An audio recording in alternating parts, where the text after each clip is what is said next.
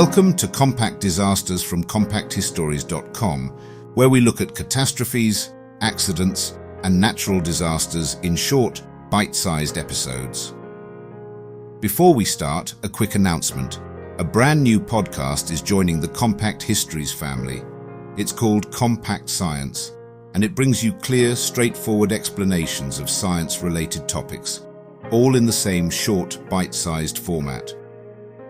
Look out for Compact Science wherever you get your podcasts and on CompactHistories.com, launching in the next few weeks.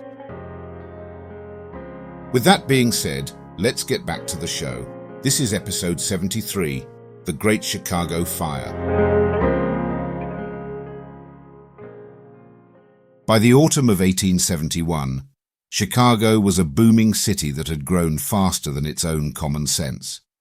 In just a few decades, it had transformed from a small frontier settlement into a major industrial and transport hub, driven by railroads, stockyards, grain trading, and relentless westward expansion. Its population had exploded to around 300,000 people, many of them recent immigrants, and housing had been thrown up quickly, cheaply, and with little regard for fire safety. Wood was everywhere. Chicago sat near vast forests. Timber was cheap, and it was used not just for homes, but for sidewalks, shops, warehouses, and even some streets.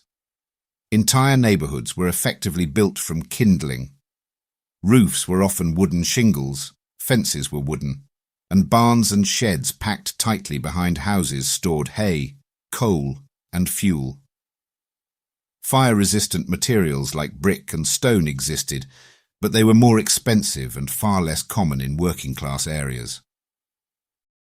The summer of 1871 had been brutally dry. From July through early October, Chicago received barely a few inches of rain. The city was already suffering from smaller fires, with firefighters stretched thin by repeated call-outs. On the night of the 7th of October, just one day before the Great Fire began, the Chicago Fire Department had battled a large blaze that left crews exhausted and equipment in poor condition. Firefighting technology itself was limited. The city relied on hand-pulled steam engines, leather hoses, and a water system that was not designed for sustained city-wide emergencies. Water mains could fail under heavy demand, and communication depended on human runners and alarm boxes that were easily misread or delayed. A single error could send crews racing to the wrong location while flames gained ground elsewhere. Urban planning also worked against the city. Buildings were packed tightly together, especially near the city centre and along the river. The Chicago River itself, polluted with industrial waste, grease and debris, could actually catch fire rather than stop it. Fire breaks were rare, and zoning laws were minimal or ignored. By early October 1871, Chicago was prosperous, confident, and dangerously vulnerable. All it lacked was a spark. Late on the evening of Sunday, the 8th of October, 1871, a fire broke out in a small barn behind 137 DeKoven Street on Chicago's southwest side. The property belonged to Patrick and Catherine O'Leary, Irish immigrants who kept a cow in the shed. At around 8:30 p.m., a neighbour noticed flames licking up from the structure and raised the alarm. By the time help was summoned, the fire had already gained a foothold. The first response went wrong almost immediately. The Cook County Courthouse night watchman sent firefighters to the wrong location about 1.5 miles away from the scene of the fire. When crews finally arrived at DeKoven Street, the blaze had grown beyond a simple barn fire. Dry timber, high winds from the southwest, and nearby wooden buildings allowed flames to leap rapidly from structure to structure. Within minutes, the fire was spreading eastward toward the heart of the city. The Chicago Fire Department, already exhausted from the previous night's major blaze, struggled to contain it. Steam engines were slow to maneuver through narrow streets crowded with wooden houses, sheds, and stables. Water pressure fluctuated, hoses leaked, and sparks carried by the wind ignited rooftops far ahead of the main fire line. Efforts to create fire breaks by demolishing buildings were largely ineffective as embers managed to jump the gaps. By midnight, the fire had crossed the south branch of the Chicago River, an event many believed impossible. The river was choked with industrial waste, oil, and floating debris, allowing flames to travel across its surface.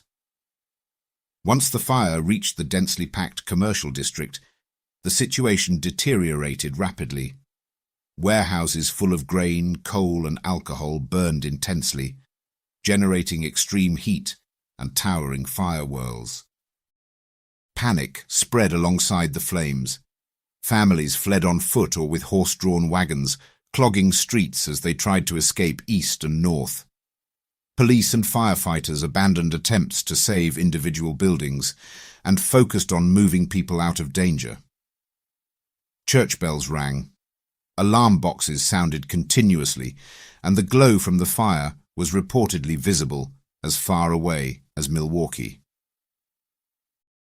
By the early hours of the 9th of October, the Great Chicago Fire was no longer a local emergency. It had become a full-scale urban inferno, driven by wind, fuel, and fatal delays, with no clear way to stop it. As dawn broke on Monday, the 9th of October, 1871, Chicago faced a catastrophe unlike anything it had ever experienced. The fire had grown into a true firestorm, generating its own weather. Winds intensified as superheated air rose, drawing in fresh oxygen and driving flames forward with terrifying speed. Fire whirls, some described as tornado-like columns of flame, ripped through streets, lifting debris and hurling burning timbers across entire blocks. Attempts to control the blaze collapsed. Firefighters were forced to retreat repeatedly as the heat became unbearable and equipment failed. Water pressure dropped sharply when the city's pumping station was threatened, and in some areas, supplies stopped altogether. Without reliable water, crews could do little more than rescue civilians and flee. Mayor Roswell B. Mason eventually ordered an evacuation of large sections of the city, an unprecedented move that acknowledged the fire could no longer be fought. The fire swept through the central business district, destroying hotels, theatres, banks, and government buildings. The courthouse and city hall burned to the ground, along with records, archives, and legal documents. The destruction of these buildings removed not only physical structures, but also the administrative heart of the city. Prisoners were released from the county jail as guards fled, and law enforcement effectively ceased to function. By late morning, the fire jumped the main branch of the Chicago River and raced north into residential districts. Thousands of homes burned in quick succession, leaving families with minutes, sometimes seconds, to escape. The north side, thought by many to be safe, was rapidly overwhelmed. Cemeteries, churches, and schools offered no protection as embers ignited rooftops and wooden interiors. The scale of the disaster became undeniable. Smoke darkened the sky, ash fell like snow, and daylight faded to an eerie orange glow. People crowded along the shores of Lake Michigan, seeking refuge from the heat, while others fled into the water itself. Reports later described people standing waist-deep in the lake as sparks rained down around them. By the afternoon of the 9th of October, Chicago was effectively defenseless. The fire burned unchecked across miles of cityscape. Its advance slowed only when it finally ran out of fuel. By the time the fire finally began to subside on the evening of the 9th of October, 1871, Chicago had been transformed into a landscape of ash, twisted iron, and smouldering rubble. An estimated 17,000 buildings had been destroyed across roughly 3.5 square miles of the city. Around 100,000 people, nearly one-third of Chicago's population, were left homeless almost overnight. Official estimates placed the death toll at around 300, though the true number was likely higher, with many victims never identified in the ruins. Survivors emerged exhausted, injured and traumatized. Entire families were separated in the chaos of evacuation, and thousands had fled with nothing more than the clothes they were wearing. Makeshift refugee camps sprang up along the lakefront, in public parks, and on the outskirts of the city. Food, clean water and shelter were in desperately short supply, and October nights grew cold.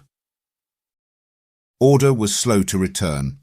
With police stations and courthouses destroyed, authority was fractured. Looting was reported in some areas, prompting the mayor to request assistance from state and federal authorities. Illinois militia units were deployed to patrol the city, enforce curfews, and guard relief supplies. Martial law was not formally declared, but the city operated under emergency conditions. Relief efforts began almost immediately.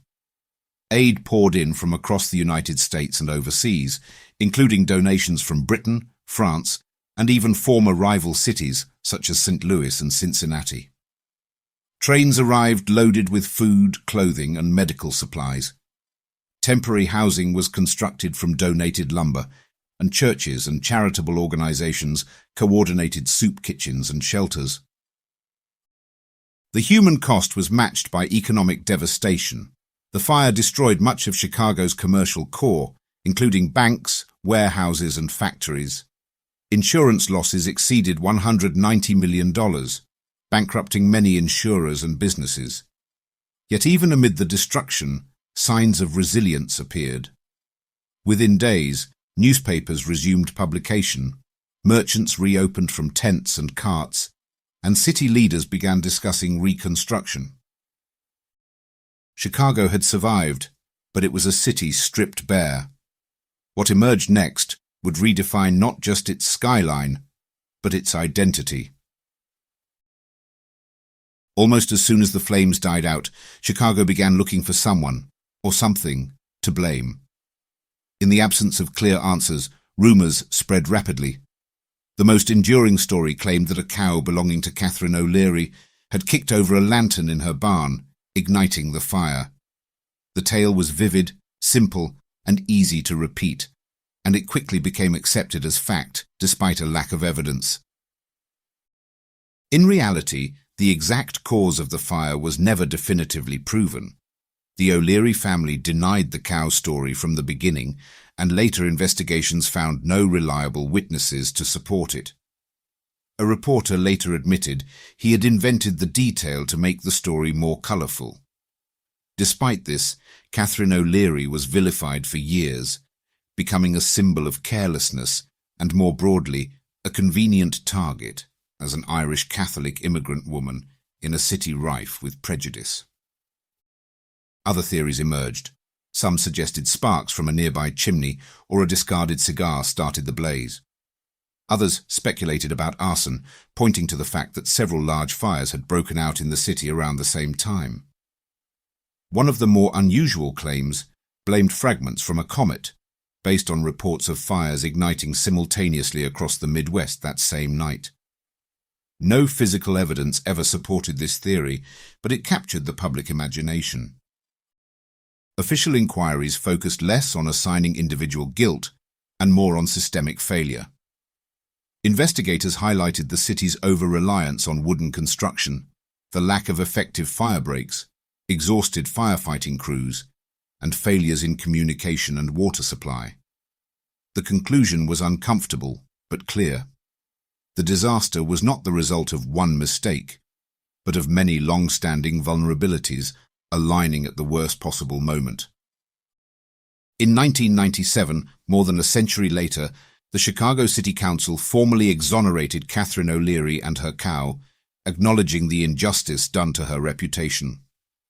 By then, the story had long outgrown the truth. The Great Chicago Fire became a lesson in how myths can overshadow reality, and how disasters are often easier to personalize than to understand. In the immediate aftermath of the fire, Chicago faced a choice that would define its future: rebuild quickly and risk repeating the same mistakes or rebuild differently. City leaders, architects and engineers chose the second option. Within weeks, new building regulations were introduced that restricted the use of wood and promoted fire-resistant materials such as brick, stone and iron. Entire districts were redesigned with wider streets and clearer fire breaks, reshaping the city's layout. Reconstruction moved at remarkable speed. Despite the scale of destruction, Chicago's population rebounded rapidly as workers, investors, and entrepreneurs returned, drawn by opportunity rather than deterred by disaster. By 1875, much of the city centre had been rebuilt, stronger and more modern than before. Insurance companies re-entered the market, banks reopened, and commerce resumed at a pace that surprised observers nationwide. The fire also helped make Chicago a laboratory for architectural innovation. The need to build densely, safely, and efficiently encouraged experimentation with new construction techniques. Steel frame buildings began to replace traditional masonry, laying the groundwork for what would become the modern skyscraper. Architects such as William LeBaron Jenney and later figures of the Chicago School transformed necessity into ambition, turning the city into a global center of architectural design. Fire safety became a permanent priority. Improvements to water infrastructure, fire alarm systems, and professional firefighting standards followed. The disaster influenced building codes across the United States as other cities studied Chicago's experience and adopted similar regulations to reduce their own risk. The Great Chicago Fire did not destroy the city's future. It redirected it. From the ruins emerged a more resilient Chicago, defined by innovation, regulation, and a determination to rise higher than before.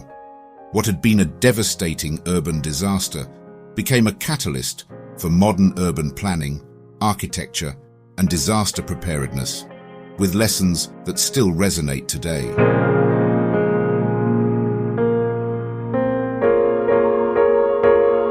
That brings us to the end of this episode of Compact Disasters, part of the Compact Histories Network. If you enjoyed it, please follow or subscribe wherever you're listening so you don't miss any future episodes. And consider leaving a rating or review, as it really helps new listeners find the show. You can find more episodes at compactdisasters.com, where you can also explore our other podcasts covering biographies, history, true crime, warfare, and mysteries. You can also follow us on Facebook, Instagram, and Pinterest. Finally, please consider supporting the show directly by buying us a coffee. Head on over to compacthistories.com/disasterscoffee to see how. Thanks for listening, and I'll see you next time.